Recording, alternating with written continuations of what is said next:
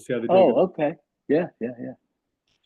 Okay, so we are on Nun 957a, Nun Zayin Amud Aleph, continuing discussions about things that the non-Jews are warned about. So I believe we just right like in the middle of the page, we quoted this brisa. This brisa had a little bit of a cryptic statement. It said that for stealing, for gzela and geneva, and taking a yifas toar, taking a lady captive, v'chein kayotze bahen, and then similar to that, a non-Jew to a non-Jew is prohibited, a non-Jew to a Jew is prohibited, but a Jew to a non-Jew is permissible. Okay, and then here we are. We're 1, 2, 3, 4, 5, 6, 7, 8, 9. 12 lines from the bottom. The first word is kayotze bo begezel maihi. So the brisa said that there's robbery, a non-Jew stealing. So a non-Jew from a non-Jew and a non-Jew from a Jew are prohibited. But then it said not only stealing, but things that are similar to stealing. Kayotze bo. So it says the Gemara, what does it mean in things that are not stealing, but similar to stealing? What's an example of that? Kayotze bo begezel maihi. So Amar of Acha bar Yaakov, lo nitzracha ella lepoel bekerem. So a poel is a worker, a kerem is a vineyard. So when you have a worker in a vineyard, the Gemara thinks that this is going to be similar to a case of robbery. What's the case? It says the Gemara, poel bekerem emas. When are you talking about? A worker taking something from a vineyard that doesn't belong to him. When is that considered something which is similar to stealing? If it's at the end of his workday, or at the end of his job, so there's a special pasuk that even by a Jew's allowed to have a little bit of the food of his boss, at the end of his during when you're putting all the stuff in the field into the basket for the owner, then you cannot take it. But at the end, after you've already finished your job and you put all the, whatever it is, the grapes in the basket for the owner, you're actually allowed to take a little bit for yourself. Special pasuk in Devarim teaches you that. So that's even permitted by a Jew. For sure, it'll be permitted for a non-Jew. And if it's not at the end, after you finished your quota for the day, so then that's just called stealing. If you have to be working 9 to 5, taking all the fruits and putting in the basket for your boss, and in the middle you start taking for yourself, that's full-fledged stealing. And we're looking for a case which is similar to stealing. So it says that's gezel ma'al yehu. That's total robbery.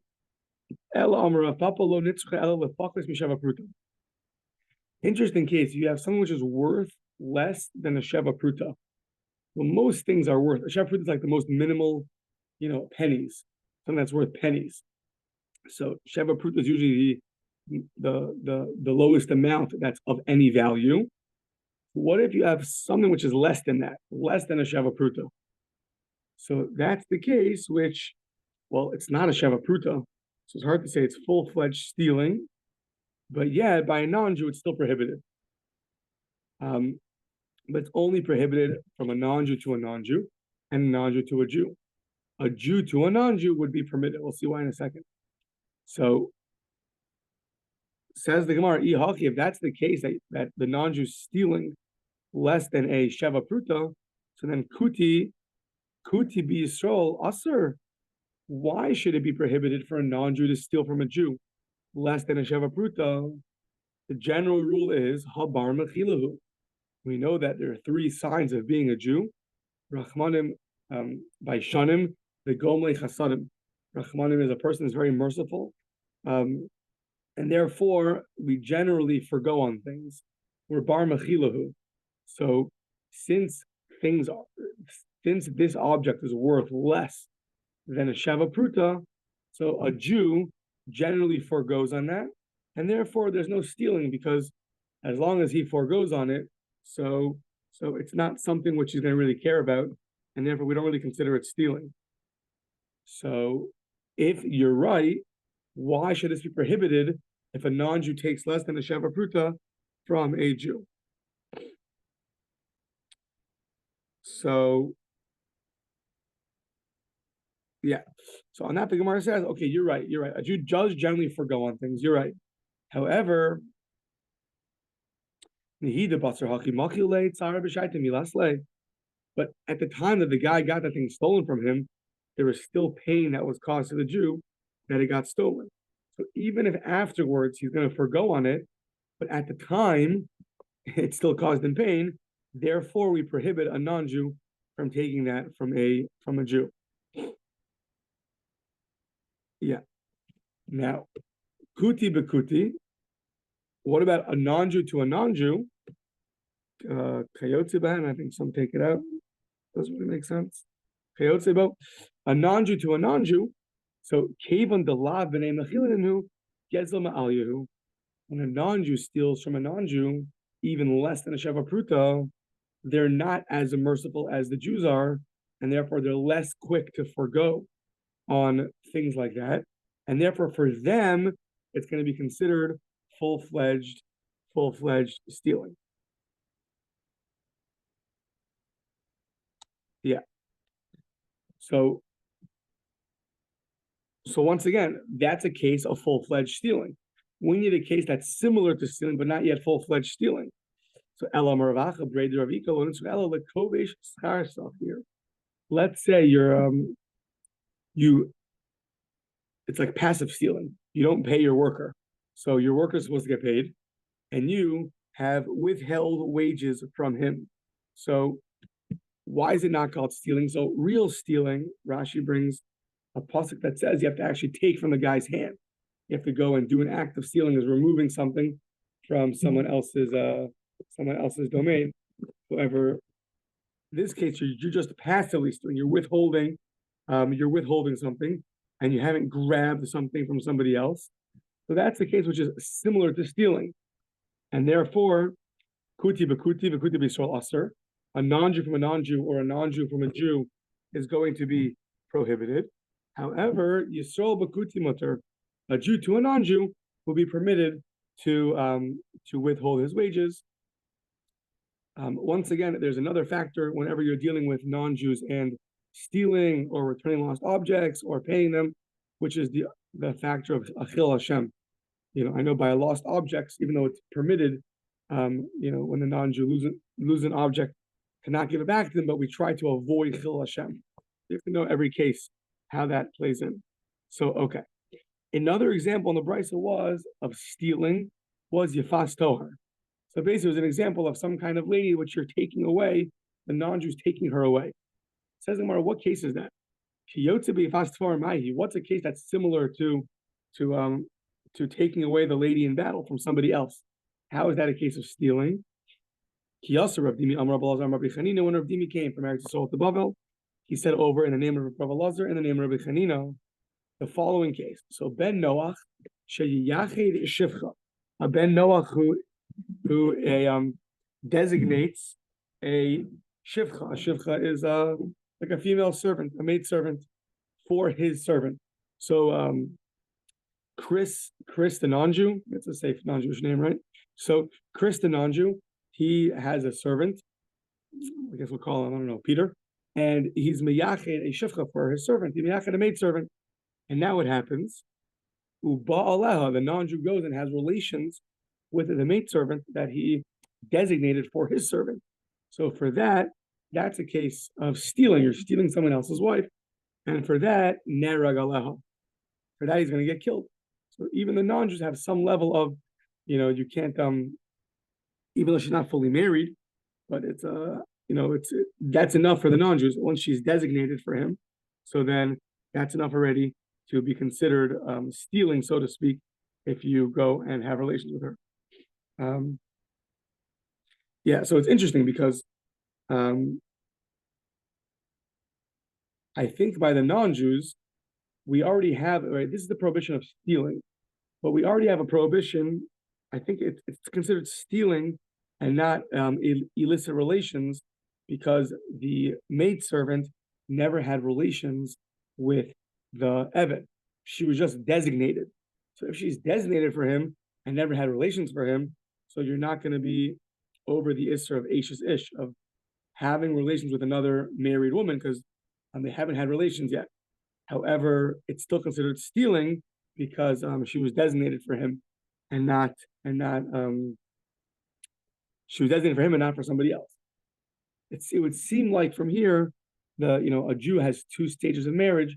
By a non-Jew, it seems like relations is what makes them married, I believe.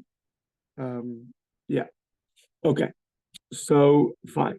Now, the Gemara says, "Kiyotze bo deshrichas damim lo tanya."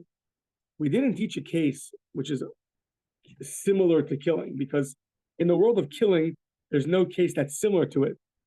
If you killed, you get killed, and if you didn't kill, it's not called killing. So what's a case of killing which is not killing but similar to killing?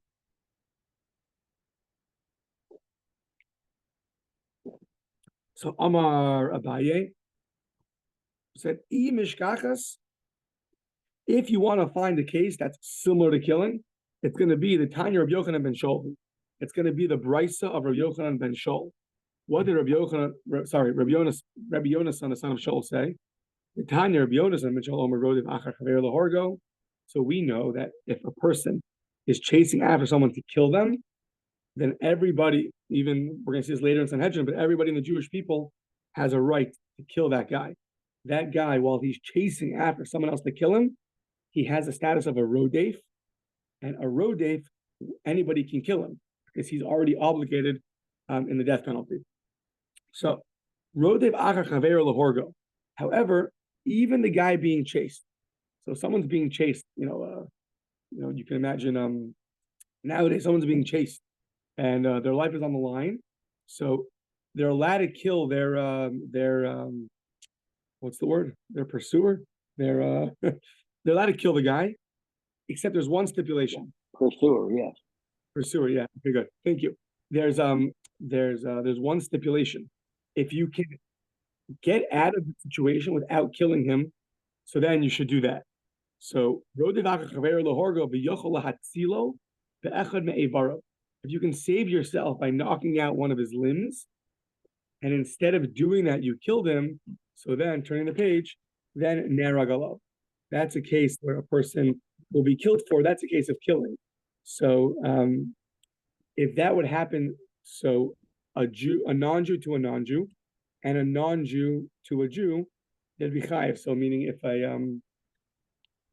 if a Jew is chasing a non-Jew, or a non-Jew is chasing a non-Jew, and his life is on the line, and they could just knock out his knee and they'll be okay, and they don't do that, then they are obligated in the death penalty. So too, a Jew for a Jew. If Reuven's chasing Shimon, and Shimon can knock out Reuven's knee or knock out his arm, and instead he shoots him in the head, that's going to be a problem. However, aval Yisrael bekuti pater. A non-Jew to a Jew, if a non-Jew is chasing a Jew, according to Rabbi Yonasan, if a non-Jew be chasing a Jew, the Jew has no such obligation to try to get out of it. He can kill him straight on. For that, the non-Jew, it says here in Rashi, for that the Jew is he's not chayav for death, he's pater, meaning it could be the wrong thing to do, but it's a rabbinical, it's going to be rabbinically prohibited, and the rabbis argue on Rabbi Yonasan, and they say that it's heter gomer, meaning it's totally permissible, right? We know nowadays this is a big, at least when I was in Israel, this is a big controversy in the army, right? Are you allowed to just shoot the guy you think is a terrorist, or you have to first shoot him in the knee, right? So this is very interesting. This relates to this discussion. Sounds like there are two opinions. There are two Tanaic opinions about this. Now I'm assuming if you're not sure, meaning if you're going to be able to do it or not, and for sure you killed the guy. I mean, I think we'll see more about this in Sanhedrin later on, but you have to know that you can get out of it without killing him. If you have any doubt and your life is on the line, that's called safek pikuach nefesh. That we don't mess with. Now you do whatever you have to do. Okay. So Eshkach Rabbi Yaakov bar Acha the Habik Siv the Sefer Agadata. So Rabbi Yaakov, son of Acha, it was written in the Sefer Agadata. I guess there's some book out there which talks about the Agadata. Jules, if you don't mind muting yourself, that'd be great. Thank you. So Rabbi Yaakov bar Acha the Habik Siv the Sefer Agadata. It says in the Sefer Agadata, the Bei Rav, in the Academy of Rav, they had this book of Agadic teachings. And interestingly enough, I don't know exactly, I mean, it doesn't sound so Agadic to me, but Ben Noach Neherag, so a non-Jew gets killed, not the same way that a Jew gets killed, meaning his court of law is different. For instance, 3 differences. B'dayin echad, he can use one judge, meaning one judge can persecute him. He doesn't need 3 judges like we need. U'be'ed echad, one witness is fine. You don't need 2 witnesses. And shelo b'hasra, you don't need a preemptive warning. He doesn't need to be warned. Those 3, even though that would apply by a Jew, would not apply by a non-Jew. Mipi ish v'lo mipi isha. He can only be, however, it can only be the judge. Sounds like it can only be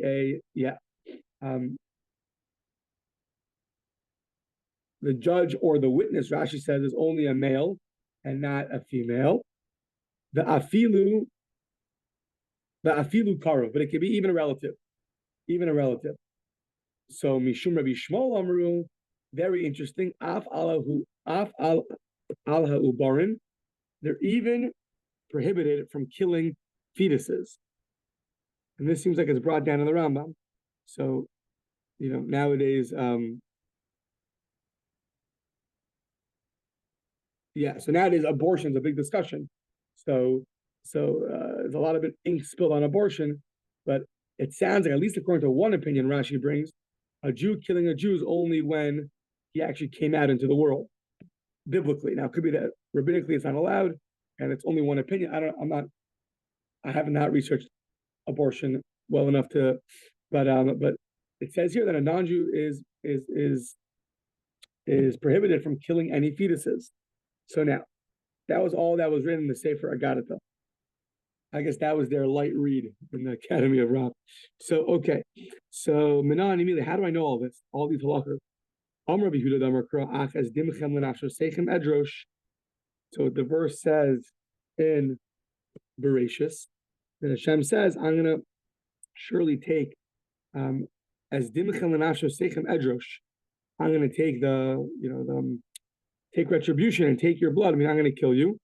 Edrosh is afilu b'dayin echad, even with one judge. Miyad kol chaya.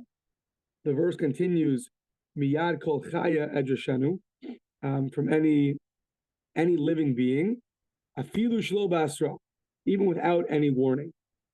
Edroshanu umiyad ha'adam. So Hashem's going to seek him out. Umiyad ha'adam, from the person. Afilu be'ed echad, even with one witness. Miyad ish below miyad isha. Miyad ish lo miyad isha.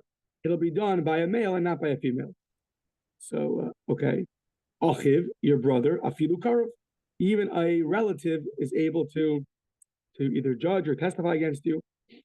Mishum Rabbi Shmuel Amru Afalo Barin. Rabbi Shmuel said you're even going to be killed for fetuses, for killing fetuses. How do I know? My time is Rabbi Shmuel. What's his reasoning that even for fetuses you're killed? Shofech dam ha'adam, ba'adam damo yishafech. A very cryptic verse in Noach that it sounds like you're going to spill someone's blood, spill the blood of a person who's inside of a person. Shofech dam ha'adam ba'adam. You're killing someone who's inside someone else. Your blood will then be killed also. So, Ezu Adam Shuba Adam, who's a person who's inside of a person? So, Have Omer, Ze Uber, Shabme Imo. This is referring to a fetus inside the stomach of its mother. Okay. But that's only the opinion of Rabbi Shmuel. The Tanakama, the first opinion, who does not learn, sounds like that he's prohibited from killing fetuses. What does he do with this verse? He says the verse is referring to Tana debe Menashe, who it's referring to the Tana debe Menashe, who says what? The Amar Kol Misamor Libnei Noach Einu Elochenek. The Tana debe Menashe says every death penalty of a non-Jew is going to be strangulation. How does he learn that? The way he interprets in a very fancy way, he takes the ha'adam in the pasuk and puts it at the end. V'darash be'hachi. Be'adam damo yishafeh. The way Hashem is going to kill the person, meaning, or the way the person is going to be executed, is through his blood being spilled. What's a case where you're spilling the blood of a person? Begufo shel adam, have omer zeh chenek. So that is strangulation. That's the kind of killing of a person that is begufo with the body of the person. You're using the body itself and strangling. I guess everything else is from the outside, right? You're stoning him, you push him, or you burn him with something else, with a fiery lead, or you cut off with a sword. But strangulation, I guess it's from the body itself. He's being killed. Okay, fine. So now, on this idea that a woman, Masr Hanuna, the Isha lo mifkada, it sounds like a woman was not commanded on it sounds like she wasn't commanded on keeping the laws, meaning it said ish velo isha, the whole keeping all the laws of the non-Jews, setting up a court system and following it. Sounds like it only applied to a male, not a female. Says the Gemara, but how could that be? It says in the pasuk of Haksiv by Avram Avinu. The pasuk is referring to Hashem expressing His love for Avram Avinu. Ki yedativ l'man asher yitzaveh.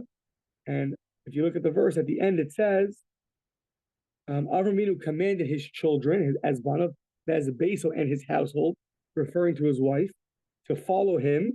What did he do? La'asos, he told them to keep tzedakah u'mishpat. So it says he taught them to keep mishpat, to keep the laws. And there it's a reference to a woman also. So they are obligated. Says the Gemara, who most love whom like you, Rav Hamnuna, who had this question, you yourself answered the question. That the verse saying Banav Ledin and Basil Tzedakah. His sons he commanded Ledin to really keep the din, keep the statutes, and set up a court system, etc. Basil, a woman, they were obligated in tzedakah, but not in this idea of din. I'm unclear if it means just the woman can't be a judge or a witness, or it means the entire section of the 7 commandments of the non-Jews, one of them being keeping, setting up dinim, setting up courts, and being obligated to follow in your, setting up a court system which enables you to follow all the other laws. So a woman's just totally not obligated in the entire thing, or she's only not obligated in being a judge or witness. That I'm not sure. Maybe the footnote talks about it. I don't know. Okay. Amar le Rav Avia Saba le Rav Papa. Rav Avia Saba, the elder, told Rav Papa. So, Ema Bas Noach Shaharga Lo Tehare. Maybe a non-Jewish woman who kills doesn't get killed. Why? Miyad Ish v'lo Miyad Isha. It says Hashem will. It says in that verse that it's only a man and not a woman. The verse says, yeah. It says Hashem will seek him out, miyad ish. Sounds like he'll seek out a man and not a female. So Amar le, no. Hachi Amar Rav Yehuda. Shofech dama adam mikol makom. Meaning anybody, it says in the next verse in Noach, a person who kills, so he'll be killed. And it says, sounds like it's a general statement. Adam. Adam's referring to general mankind, not just males or females. Adam is a general terminology. But therefore, even a female who kills, a non-Jewish female who kills, she will also get killed.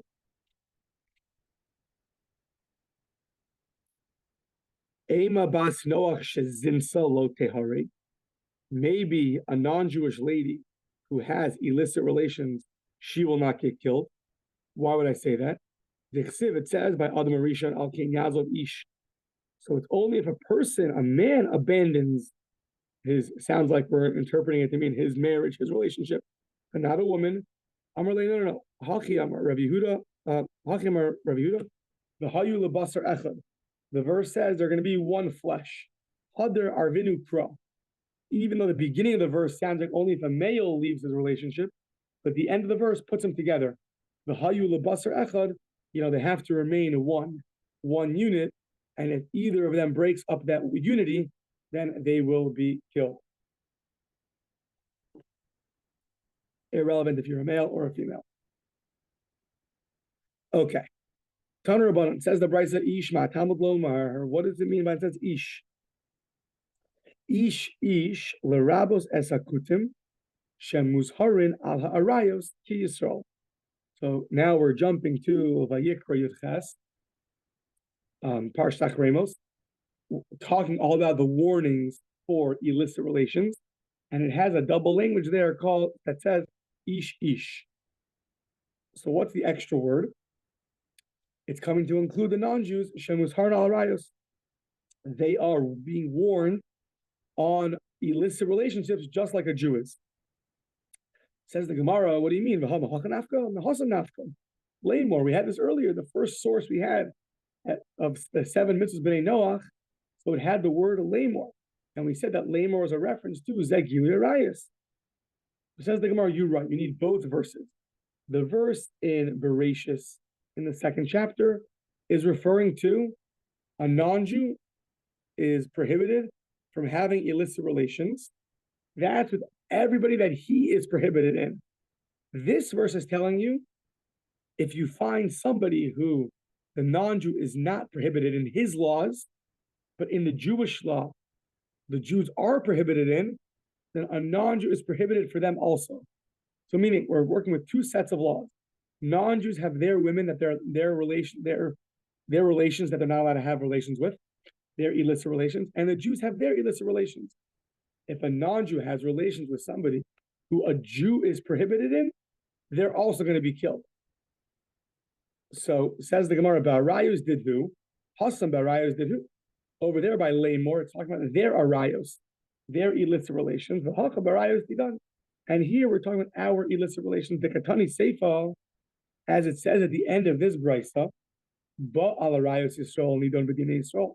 If a non-Jew has relation with one of the relations that a Jew is not allowed to have, he's going to be judged not according to his laws, according to our laws. Says the Gemara, what do you mean he's being judged not according to his laws, but according to our laws? What's the difference? L'mai hilchasa, Amar Rav Nachman, Amar Rabbi Baravua, lo nitzracha ela le'eda ve'edin v'hasra.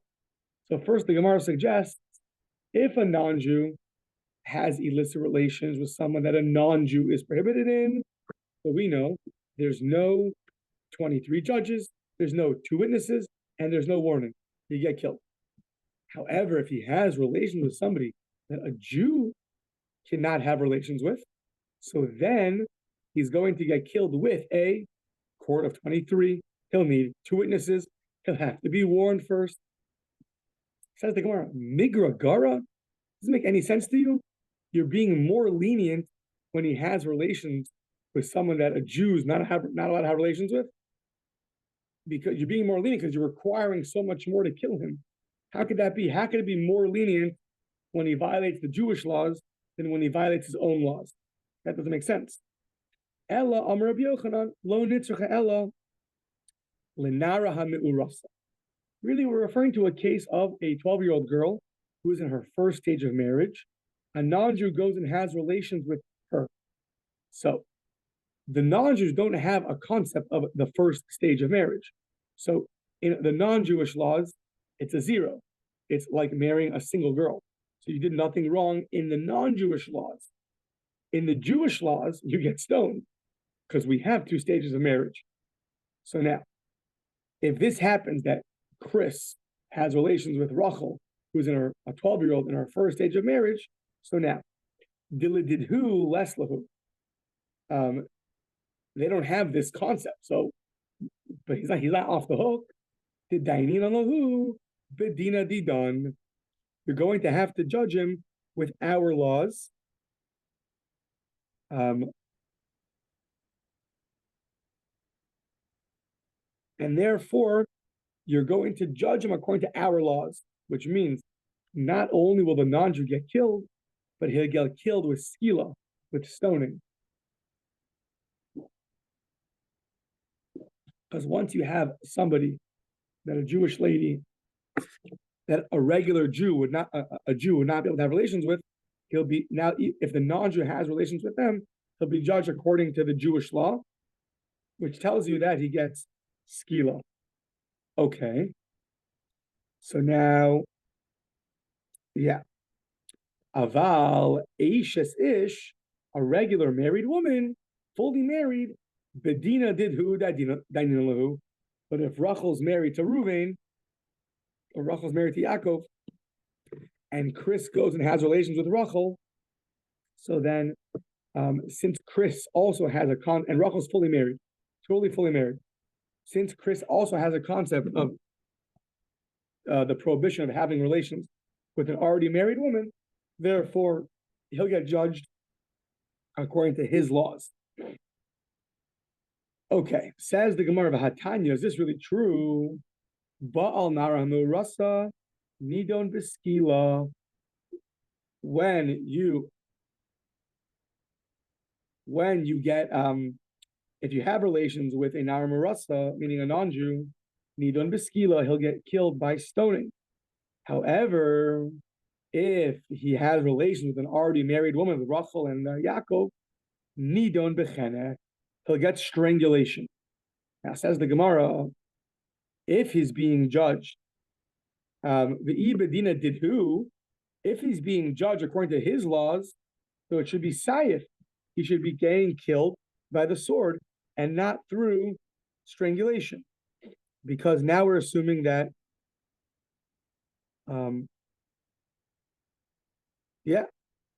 there was at least according to the Rabbanon, they hold that the death penalty for all of the laws that a non-Jew violates is going to be sayif, is going to be killed by the sword. I think we said earlier, because that's where the blood is more spilled, maybe, or Steve said maybe that's where your life force is being taken from. So either way, you get sayif, you get killed by the sword. Yet this brisa says if he has relations with an already married woman, he gets strangulation. Strangulation is what a Jew gets if he has relations with an already married woman. So says the Gemara, if you tell me he's being judged according to his laws, he should get killed by the sword and not get killed with strangulation. So says the Gemara, Amar Rav Nachman bar Yitzchak, my Eishes Ish Tikatani. No, you know what? When it said a married woman, you know what it was talking about? She went into the chuppah, however, below nivala, but she never had relations. So, delididhu leslahu. By the non-Jews, no such thing exists. By the non-Jews, unless you have relations, you're not considered married. Delididhu leslahu. So therefore, dainina lahu bedina didan. But we do have that concept.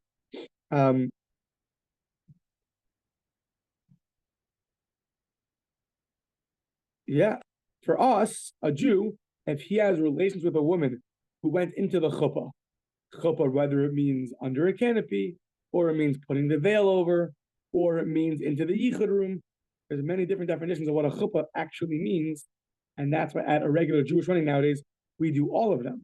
Those are all different forms of what a chuppah is.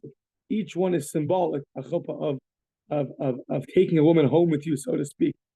So putting the veil over, or taking her to the yichud room, or Either way, we get killed by our laws. The Tani Rabbi Chanina, as Rabbi Chanina taught, Be'ulas Bal Yesh Lahen Nichnas Al Chuppah V'Lo Nivala Ein Lahen.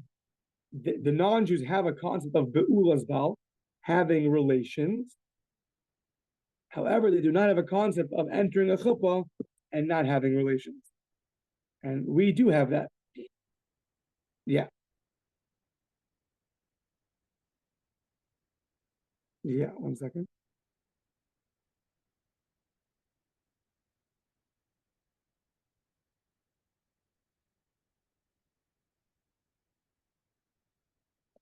Yeah. Rashi just points out that when it comes to a Nara Mu'rasa, the 12-year-old girl who gets killed, it says here that she's a Nara and a Basula, a virgin, and she's Mu'rasa, her first stage of marriage. So the Gemara says that she has to be a Basula, a virgin, and not someone who already had relations. And she also has to be her first stage of marriage and not her second stage of marriage. So what's the case of a second stage of marriage where she's still a virgin? That case is where she went into the chuppah and never had relations, and that the verse excludes from getting stoned. She'll only get strangulation. Okay, so yeah. Tanya kivasei Rabbi Yochanan. Let's bring a brisa to support Rabbi Yochanan. Let's bring a brisa to support Rabbi Yochanan. Rabbi Yochanan is the one who said that a Nara Mu'rasa gets killed. If a non-Jew has relations with a Nara Mu'rasa, he'll get killed.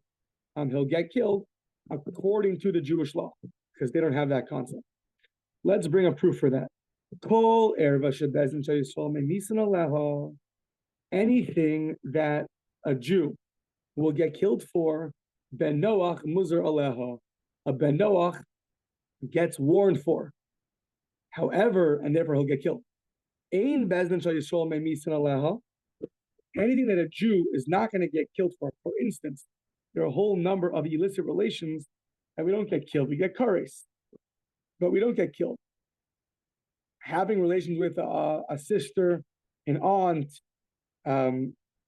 stepmother, those things you get kares and you don't get killed. Says the first opinion in the brisa, ein bein Noach muzar aleha. A non-Jew is not commanded in those relations. That is divrei Rabbi Meir. That is the opinion of Rabbi Meir. The Chachamim Omrim, and the rabbis taught, second opinion, was Harbi Arayos Yesh. There's so many illicit relations. And She'ein Bezin Shayisol Me'misin Alayan, and a non-Jewish, that a Jewish court will not execute you for, like we just mentioned, a lot, a sister, an aunt, stepmother, and yet the Chachamim hold who ben Noach Muzar Aleihen, and yet a non-Jew is still warned for those and will get killed. Now, says the brisa for what we need, Ba'al Arayos Yisrael Nidon B'dinei Yisrael. If a non-Jew has relations with someone who is in an illicit relation for a Jew, he'll get judged like a Jew. That's what Rabbi Yochanan said. Ba'al Arayos Ben Noach Nidon B'dinei Ben Noach. And if he violates his own laws, whoever he's not allowed to have relations with, he'll get judged according to his laws. So what's the difference? Where do we see the difference between a non-Jew and a Jew? What's the case where he'll be judged differently? We only have that case of an armorasa that by a Jewish court you get stoned, and by a non-Jewish court you're off the hook. So that's the difference where we'll judge you according to a Jewish court and not according to a non-Jewish court. Everybody else, the non-Jews also prohibited in. So says the Gemara, why did you only choose this one case as your difference? What about the case that we just mentioned? What about the case where a lady goes into the chuppah and does not have relations with her husband, and a non-Jew now has relations with her? That's an example of where the non-Jew in his court of law is off the hook, and in the Jewish court of law, he gets killed. So why didn't you teach that case? That we say, it must be the brisa of the Beit Menashe. The Amar, what does he say? The Beit Menashe argues on the rabbis and says, any death penalty is going to be chenek for a non-Jew, and not sayef, and not the sword, not getting killed by the sword, rather be by strangulation. Therefore, a nara who went into the chuppah and didn't have relations, her death penalty is strangulation.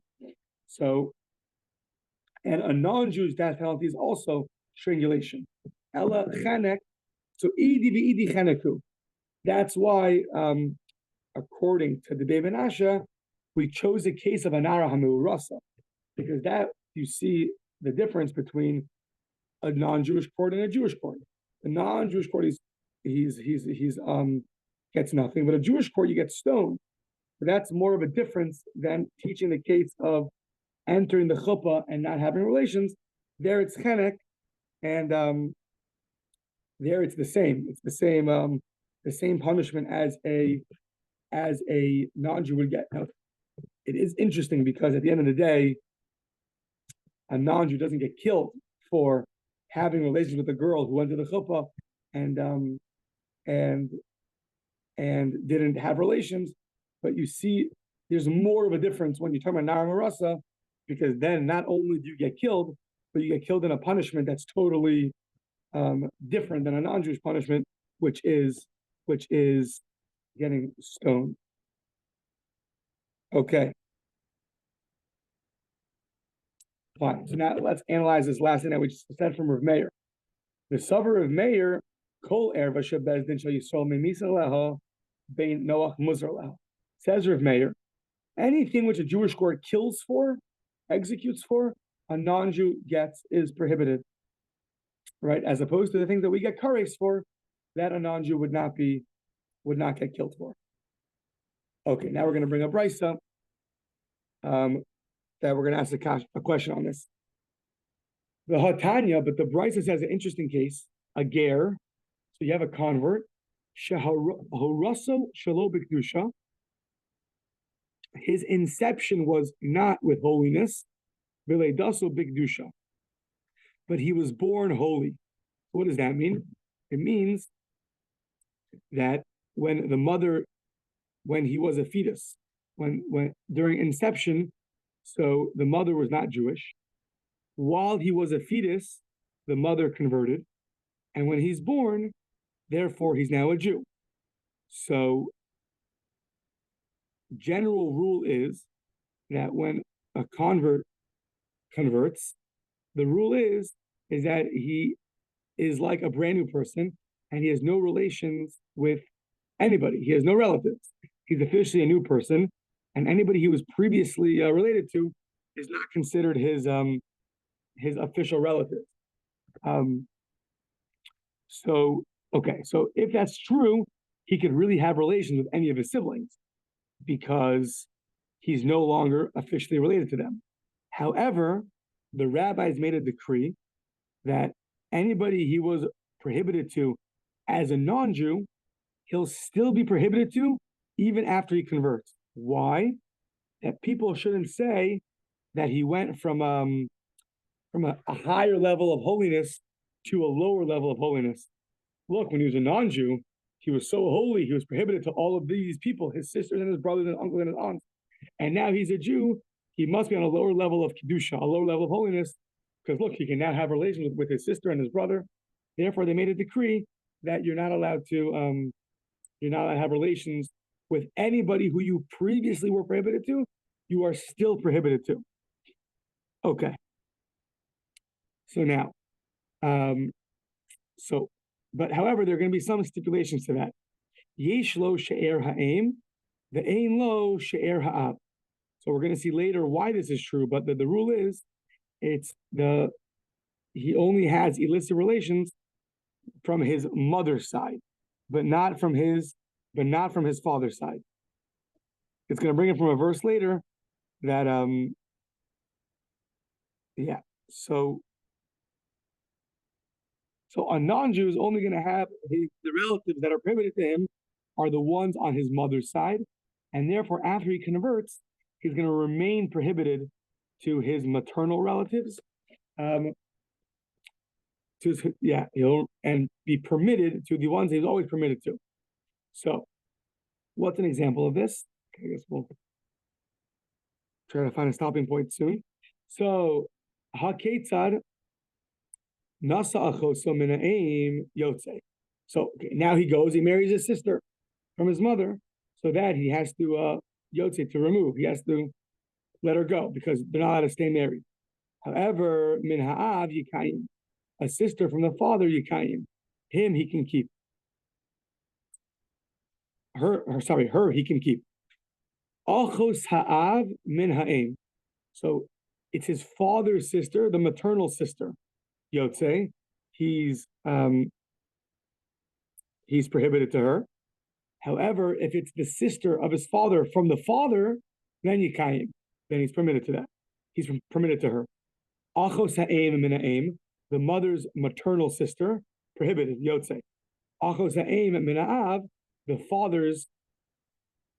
mother's paternal sister, so they share a father and a mother. So Rabbi Meir Omer Yotze, Rabbi Meir says he has to let them go. V'chachamim Omrim Yikayim. Why? Shahayir Meir Omer Kol Erva Shehi Mishum She'er, any Erva Shehi Mishum She'er that is prohibited to you because it's a close relative. Kol erva shehi mishum she'er ein. Sorry, any erva which is prohibited to you from your maternal side, yotze mishum she'er ha'av yikayim. But if it's a paternal relative, it's going to be mutter. You're permitted. Umutter be'eshes achiv. You're permitted to the wife of your brother, obviously after he dies, not while he's alive. Be'eshes achi aviv, or the wife, meaning these are now relatives through marriage, or the wife of your father's brother after he dies. Vishar kol harayos mutarislo. And the rest of the illicit relations are also permitted to you. Who's that coming to include? La'asuye eshes av. I guess it's 7 o'clock. We'll have to finish this off either tomorrow in person. If I have time today, I will try to record it just in case, depending on how sunny it gets today. Anyways, okay.